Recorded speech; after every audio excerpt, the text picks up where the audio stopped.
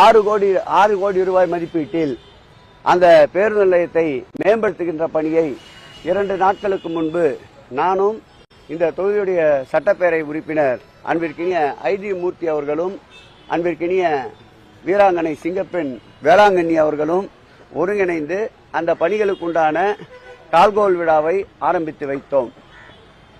பேருந்து நிலையம் கட்டப்படுகின்ற பொழுது தினந்தோறும் அந்த பேருந்து நிலையத்திற்கு வந்து செல்லுகின்ற பேருந்துகள் பயணிக்கின்ற பயணிகளுடைய நலனை கருத்தில் கொண்டு தற்காலிகமாக மாற்று இடத்தில் அந்த பேருந்து நிலையத்தை இயக்குவதற்குண்டான சாத்தியக்கூறுகளை அறிவதற்காக இன்றைக்கு போக்குவரத்து துறையினுடைய அன்பிற்கினிய ஆணையாளர் அவர்கள் உடன் வந்து இந்த பகுதியிலே ஆய்வினை மேற்கொண்டிருக்கின்றோம். 2 இடங்களை தேர்வு செய்திருக்கின்றோம். ஒன்று இந்த ரயில்வே குடியிருப்பு பகுதி, இன்னொன்று டான்சிக்கு சொந்தமான இடம். இந்த 2 இடங்களில் எது சாத்தியக்கூறுகள் இருக்கிறதோ அந்த இடத்தை தற்காலிக பேருந்துக்கு பயன்படுத்தி நிரந்தர பேருந்தை இந்த ஆண்டு டிசம்பர் மாதத்திற்குள் மக்கள் பயன்பாட்டிற்கு கொண்டு வர திட்டமிட்டிருக்கின்றோம். ஆகவே இது போன்ற பணிகளை தினந்தோறும் களத்திலே சென்று ஆய்வு செய்வோம். எவ்வளவு பணிகள் விரைந்து முடிக்க முடியுமோ வடசென்னை வளர்ச்சி திட்டத்தில் மக்கள் பயன்படுகின்ற அளவிற்கு மக்கள் பயன்பாட்டிற்கு விரைந்து கொண்டு வருவோம். அறநிலையத்துறை நிதியிலிருந்து கட்டினால் மாநில நடைமுறை சமயத்தை சொல்லுங்க சார். அதுக்கு அவர் என்ன சொல்லியிருக்காருன்னா கண்ணுக்காக மூக்கு வச்சு 2 நாளா அதுக்கு விவாதம் நடக்குதுன்னு சொல்லி எடப்பாடி நேற்று ஈவினிங் அவர் தானே பேசினாரு. அவரை வந்து எடப்பாடி பழனிசாமி என்று அழைப்பதை விட பல்டி பழனிசாமி என்று அழைக்கலாம். நேற்றைக்கு முன்தினம் அறநிலையத்துறையின் சார்பில் கல்லூரிகளே தொடங்கப்படக்கூடாது என்றார். நேற்றைக்கு என்ன சொன்னார்? கடுமையான எதிர்ப்பு ஏற்பட்ட பிறகு அறநிலையத்துறை சார்பில் நான் கல்லூரிகள் வேண்டாம் என்று சொல்லவில்லை, அரசு சார்பிலே கல்லூரிகள் தொடங்கினால் ஏற்புடையதாக இருக்கும், அனைத்து வசதிகளும் கிடைக்கும் என்று சொன்னார். பூனை கண்ணை மூடிக்கொண்டால் பூலோகம் இருண்டு போனதாக நினைக்கும் என்பால் அதுபோல் அவருக்கு நாட்டு நடப்பே தெரியவில்லை. நம்முடைய காளிகாம்பாள் திருக்கோயில் சார்பிலே நடைபெறுகின்ற கல்லூரியில் ஆண்டுதோறும் அந்த மாணவ செல்வங்களுக்கு கட்ட வேண்டிய கட்டணத்தை இலவசமாக திராவிட முன்னேற்ற கழகமே கட்டி கொண்டிருக்கின்றது. அந்த மாணவ செல்வங்களுக்கு உண்டான புத்தகப்பை மற்றும் புத்தகம், பேனா, தண்ணீர் பாட்டில் போன்றவற்றை கல்வி குழுமத்திலே இருக்கின்ற இந்து சமய அறநிலையத்துறை சார்பில் அமைக்கப்பட்ட கல்வி குழுமத்திலே இருப்பவர்கள் இலவசமாக வழங்கிக் கொண்டிருக்கின்றார்கள். அதோடு மட்டுமல்லாமல் பழனி ஆண்டவர் திருக்கோயிலே பயிலுகின்ற மாணவ செல்வங்களுக்கு காலை சிற்றுண்டியை மாண்புமிகு முதலமைச்சர் அவர்கள் கொண்டு வந்திருக்கின்றார். அதைத் தொடர்ந்து இந்த ஆண்டிலிருந்து மதிய உணவையும் கொண்டு வந்திருக்கின்றார். அதோடு மட்டும் இல்லாமல் அந்த கல்லூரியிலே தங்கி பயிலுகின்ற உண்டு உறைவிடமாக பயன்படுத்திக் கொண்டிருக்கின்ற மாணவ செல்வங்களுக்கு முழு நேரமும் கட்டணமில்லா உணவை வழங்கிக் கொண்டிருக்கின்றார். அரசு சார்பில் என்னென்னலாம் நடக்கின்றதோ அவையெல்லாம் படிப்படியாக நம்முடைய முதல்வர்கள் கொண்டு வந்திருக்கின்றார். உதாரணத்திற்கு சமீபத்திலே ஏகாம்பரநாதர் திருக்கோயில் சார்பிலே செயல்படுகின்ற அந்த பள்ளி என்பது மாண்புமிகு முதலமைச்சர் அவர்கள் ஆட்சிக்கு வந்த பிறகு பாதுகாக்கப்பட்ட பள்ளி. அங்கே 1000 மாணவர்கள் பயின்று கொண்டிருக்கின்றார்கள். அந்த மாணவர்களுக்கு அனைவருக்கும் 10, 11, 12 படிக்கின்ற மாணவர்களுக்கு 10,000 ரூபாயை வழங்கியிருக்கின்றோம். அதோடு அந்த மாணவ செல்வங்களுக்கு தேவையான 146 மிதிவண்டிகளை வழங்கியிருக்கின்றோம். இப்படி அரசில் என்னென்ன சலுகைகள் கிடைக்கிறதோ அதையெல்லாம் படிப்படியாக கொண்டு வந்திருக்கின்றோம். அவரை நான் கேட்கின்ற ஒரே கேள்வி, அந்த கட்சியினுடைய நிறுவனர் புரட்சி நடிகர் அவர்கள் 82ஆம் ஆண்டு அதே பள்ளியில் பாலிடெக்னிக் கல்லூரியை கொண்டு வந்தார். அவருக்கும் இந்த வார்த்தை பொருந்துமா இல்லையா? அதன் பிறகு அந்த கட்சியினுடைய பொதுச் செயலாளர் 2 முறை முதலமைச்சராக இருந்தவர் அம்மையார் அவர்கள் கல்லூரியை கொண்டு வந்தார், மகளிர் கல்லூரியை பழனியிலே. அப்படி என்றால் அவருக்கும் இந்த கூற்று பொருந்தும் அல்லவா? இவர் என்ன அரசியல் ஞானியா? மற்றவர்கள் எல்லாம் எந்த விதமான விவரம் தெரியாத தலைவர்களா? ஆகவே எடப்பாடி அவர்கள் வாயை கொடுத்து மாட்டிக்கொண்டார் வசமாக. கொல்லிக்கட்டை எடுத்து தலையை சொரிந்து கொண்டிருக்கின்றார். தீர்ப்பு 2026ஆம் ஆண்டு மக்கள் தீர்ப்பு, மகேசன் தீர்ப்பு என்பார்கள். இன்றைக்கு மாணவ செல்வங்கள் குதித்து போயிருக்கின்றார்கள். ஆகவே 2026க்கு பிறகு எடப்பாடி பழனிசாமி என்ற பெயர் நிச்சயமாக மறையும் மறையும் மறையும் என்பதை தெரிவித்துக் கொள்கிறேன். மாண்புமிகு தமிழக முதல்வர் அவர்கள் சிந்தையில் உயிர்த்திட்ட திட்டமான வடசென்னை வளர்ச்சி திட்டத்தின் கீழ் 256 பணிகள் மேற்கொள்ளப்பட்டு 6000 கோடி ரூபாய்க்கு மேலாக ஒதுக்கீடு செய்யப்பட்டு அந்த பணிகள் எல்லாம் 80% ஒப்பந்தம் கோரப்பட்டு தற்போது அந்த பணிகளில் 25%, 50%, 70% என்று முடிவுற்றிருக்கிற நிலையில் டிசம்பர் மாதத்திற்குள்ளாக ஒரு 50% மேலான பணிகளை மக்கள் பயன்பாட்டிற்கு கொண்டு வர மாண்புமிகு தமிழக முதல்வர் அவர்கள் தொடர்ந்து ஆய்வுக் கூட்டங்களை மேற்கொண்டு வருகின்றார்.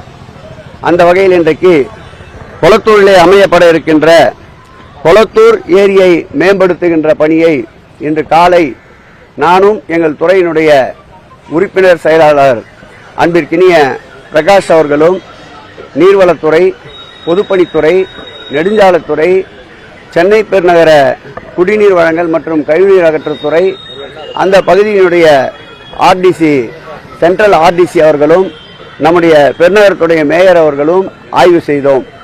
அந்த ஏரியை ஒரு அழகுற ஏரியாக மாற்றி மக்களுக்கு பொழுதுபோக்கு அம்சங்கள், உடற்பயிற்சி கூடங்கள், நடைபாதையில் அமைக்கின்ற பணியை விரைவுபடுத்த இன்றைக்கு கேட்டுக்கொண்டிருக்கின்றோம். அந்த வகையில் நவம்பர் மாதத்தில் மக்கள் பயன்பாட்டிற்கு அந்த ஏரியை கொண்டு வருவதற்குண்டான அனைத்து பணிகளையும் முடுக்கிவிட்டு வந்திருக்கின்றோம். அதைத் தொடர்ந்து வள்ளலார் பெயரில் அமைந்திருக்கின்ற நினைவில் வாழும் கலைஞர் அவர்களால் பெயரிடப்பட்ட அந்த வள்ளலார் பேருந்து நிலையத்தை சென்னை பெருநகர வளர்ச்சி குழுமத்தின் சார்பில் வடசென்னை வளர்ச்சி திட்டத்தில் சுமார்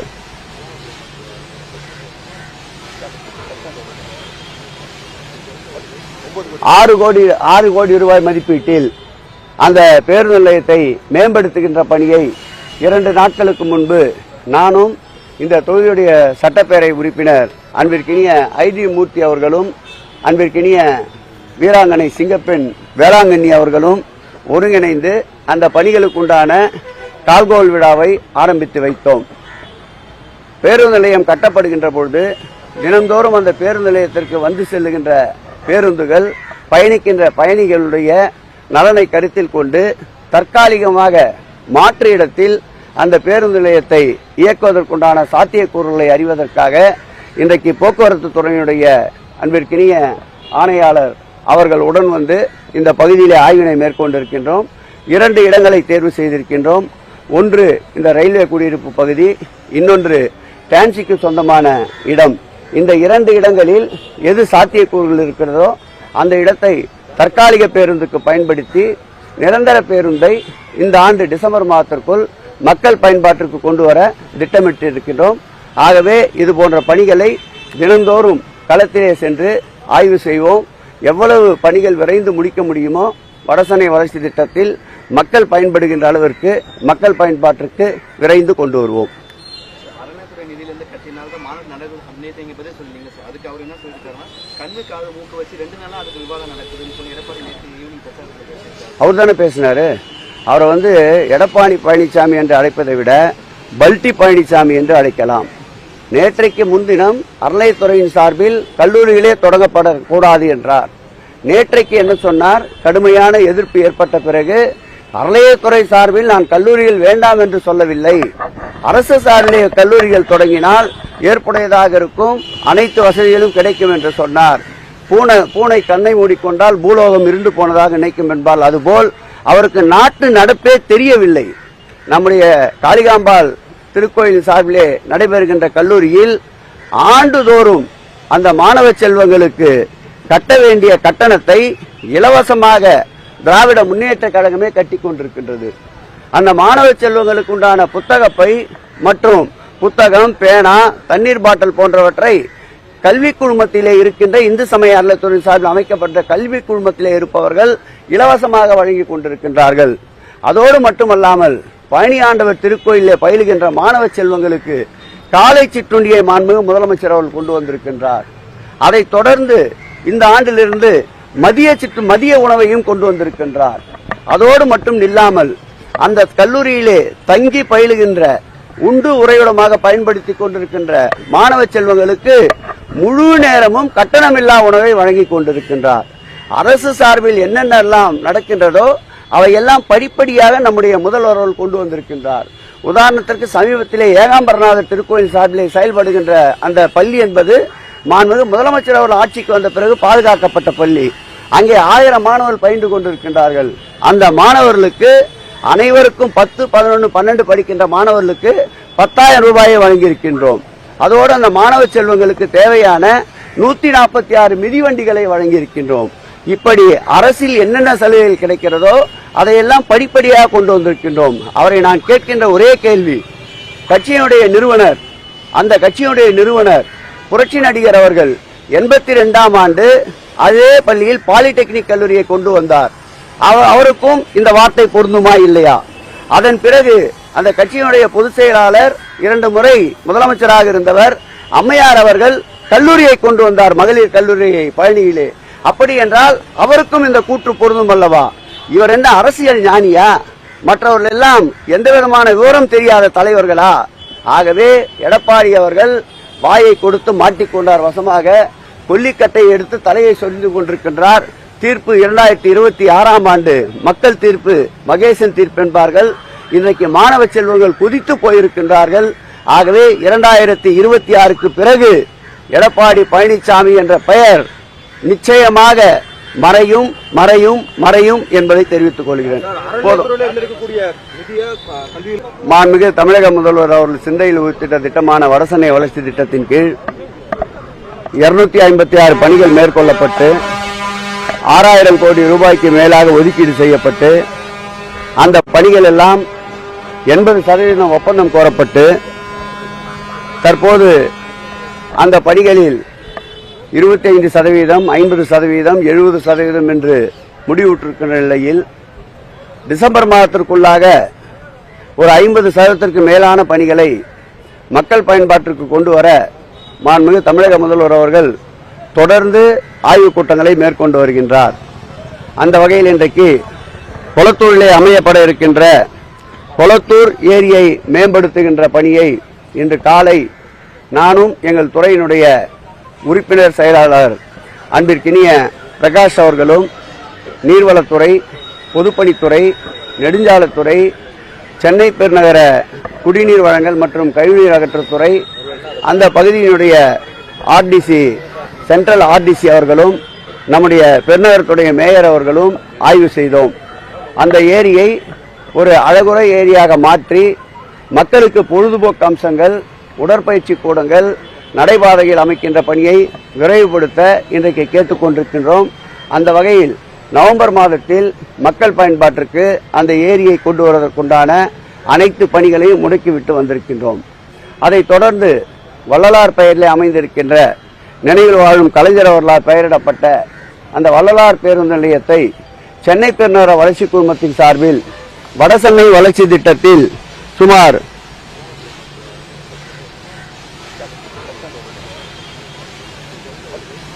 6 கோடி ரூபாய் மதிப்பீட்டில் அந்த பேருந்து நிலையத்தை மேம்படுத்துகின்ற பணியை 2 நாட்களுக்கு முன்பு நானும் இந்த தொகுதியுடைய சட்டப்பேரவை உறுப்பினர் அன்பிற்கினிய ஐடி மூர்த்தி அவர்களும் அன்பிற்கினிய வீராங்கனை சிங்கப்பெண் வேளாங்கண்ணி அவர்களும் ஒருங்கிணைந்து அந்த பணிகளுக்குண்டான கால்கோல் விழாவை ஆரம்பித்து வைத்தோம். பேருந்து நிலையம் கட்டப்படுகின்ற பொழுது தினந்தோறும் அந்த பேருந்து நிலையத்திற்கு வந்து செல்லுகின்ற பேருந்துகள், பயணிக்கின்ற பயணிகளுடைய நலனை கருத்தில் கொண்டு தற்காலிகமாக மாற்று இடத்தில் அந்த பேருந்து நிலையத்தை இயக்குவதற்குண்டான சாத்தியக்கூறுகளை அறிவதற்காக இன்றைக்கு போக்குவரத்து துறையினுடைய அன்பிற்கினிய ஆணையாளர் அவர்கள் உடன் வந்து இந்த பகுதியிலே ஆய்வினை மேற்கொண்டிருக்கின்றோம். 2 இடங்களை தேர்வு செய்திருக்கின்றோம். ஒன்று இந்த ரயில்வே குடியிருப்பு பகுதி, இன்னொன்று டான்சிக்கு சொந்தமான இடம். இந்த 2 இடங்களில் எது சாத்தியக்கூறுகள் இருக்கிறதோ அந்த இடத்தை தற்காலிக பேருந்துக்கு பயன்படுத்தி நிரந்தர பேருந்தை இந்த ஆண்டு டிசம்பர் மாதத்திற்குள் மக்கள் பயன்பாட்டிற்கு கொண்டு வர திட்டமிட்டு இருக்கின்றோம். ஆகவே இது போன்ற பணிகளை தினந்தோறும் களத்திலே சென்று ஆய்வு செய்வோம். எவ்வளவு பணிகள் விரைந்து முடிக்க முடியுமோ வடசென்னை வளர்ச்சி திட்டத்தில் மக்கள் பயன்படுகின்ற அளவிற்கு மக்கள் பயன்பாட்டிற்கு விரைந்து கொண்டு வருவோம். அறநிலையத்துறை நிதியிலிருந்து கட்டினால் தான் மாநில நடைபெறும் அபிநயத்தை இங்கே பதில் சொன்னீங்க சார். அதுக்கு அவர் என்ன சொல்லியிருக்காருன்னா கண்ணு காது மூக்கு வச்சு 2 நாளாக அதுக்கு விவாதம் நடக்குதுன்னு சொல்லி எடப்பாடி நேற்று ஈவினிங் பிரச்சாரத்தில் அவர் தானே பேசினாரு. அவரை வந்து எடப்பாடி பழனிசாமி என்று அழைப்பதை விட பல்டி பழனிசாமி என்று அழைக்கலாம். நேற்றைக்கு முன்தினம் அறநிலையத்துறையின் சார்பில் கல்லூரிகளே தொடங்கப்படக்கூடாது என்றார். நேற்றைக்கு என்ன சொன்னார்? கடுமையான எதிர்ப்பு ஏற்பட்ட பிறகு அறநிலையத்துறை சார்பில் நான் கல்லூரிகள் வேண்டாம் என்று சொல்லவில்லை, அரசு சார்பிலே கல்லூரிகள் தொடங்கினால் ஏற்புடையதாக இருக்கும், அனைத்து வசதிகளும் கிடைக்கும் என்று சொன்னார். பூனை கண்ணை மூடிக்கொண்டால் பூலோகம் இருண்டு போனதாக நினைக்கும் என்பால் அதுபோல் அவருக்கு நாட்டு நடப்பே தெரியவில்லை.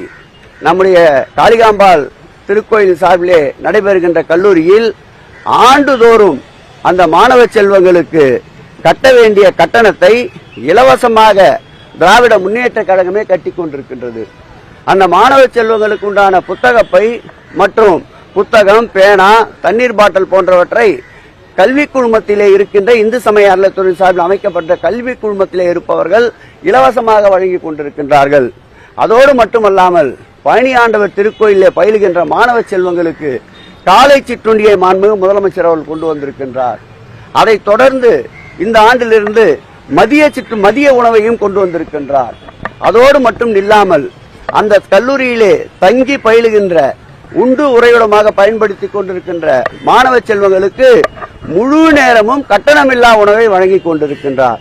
அரசு சார்பில் என்னென்னலாம் நடக்கின்றதோ அவையெல்லாம் படிப்படியாக நம்முடைய முதல்வர்கள் கொண்டு வந்திருக்கின்றார். உதாரணத்திற்கு சமீபத்திலே ஏகாம்பரநாதர் திருக்கோயில் சார்பிலே செயல்படுகின்ற அந்த பள்ளி என்பது மாண்புமிகு முதலமைச்சர் அவர்கள் ஆட்சிக்கு வந்த பிறகு பாதுகாக்கப்பட்ட பள்ளி. அங்கே 1000 மாணவர்கள் பயின்று கொண்டிருக்கின்றார்கள். அந்த மாணவர்களுக்கு அனைவருக்கும் 10, 11, 12 படிக்கின்ற மாணவர்களுக்கு 10,000 ரூபாயை வழங்கியிருக்கின்றோம். அதோடு அந்த மாணவ செல்வங்களுக்கு தேவையான 146 மிதிவண்டிகளை வழங்கியிருக்கின்றோம். இப்படி அரசில் என்னென்ன சலுகைகள் கிடைக்கிறதோ அதையெல்லாம் படிப்படியாக கொண்டு வந்திருக்கின்றோம். அவரை நான் கேட்கின்ற ஒரே கேள்வி, அந்த கட்சியினுடைய நிறுவனர் புரட்சி நடிகர் அவர்கள் 82ஆம் ஆண்டு அதே பள்ளியில் பாலிடெக்னிக் கல்லூரியை கொண்டு வந்தார். அவருக்கும் இந்த வார்த்தை பொருந்துமா இல்லையா? அதன் பிறகு அந்த கட்சியினுடைய பொதுச் செயலாளர் 2 முறை முதலமைச்சராக இருந்தவர் அம்மையார் அவர்கள் கல்லூரியை கொண்டு வந்தார், மகளிர் கல்லூரியை பழனியிலே. அப்படி என்றால் அவருக்கும் இந்த கூற்று பொருந்தும் அல்லவா? இவர் என்ன அரசியல் ஞானியா? மற்றவர்கள் எல்லாம் எந்த விதமான விவரம் தெரியாத தலைவர்களா? ஆகவே எடப்பாடி அவர்கள் வாயை கொடுத்து மாட்டிக்கொண்டார் வசமாக. கொல்லிக்கட்டை எடுத்து தலையை சொல்லி கொண்டிருக்கின்றார். தீர்ப்பு 2026ஆம் ஆண்டு மக்கள் தீர்ப்பு, மகேசன் தீர்ப்பு என்பார்கள். இன்றைக்கு மாணவ செல்வங்கள் குதித்து போயிருக்கின்றார்கள். ஆகவே 2026க்கு பிறகு எடப்பாடி பழனிசாமி என்ற பெயர் நிச்சயமாக மறையும் மறையும் மறையும் என்பதை தெரிவித்துக் கொள்கிறேன். மாண்புமிகு தமிழக முதல்வர் அவர்கள் சிந்தையில்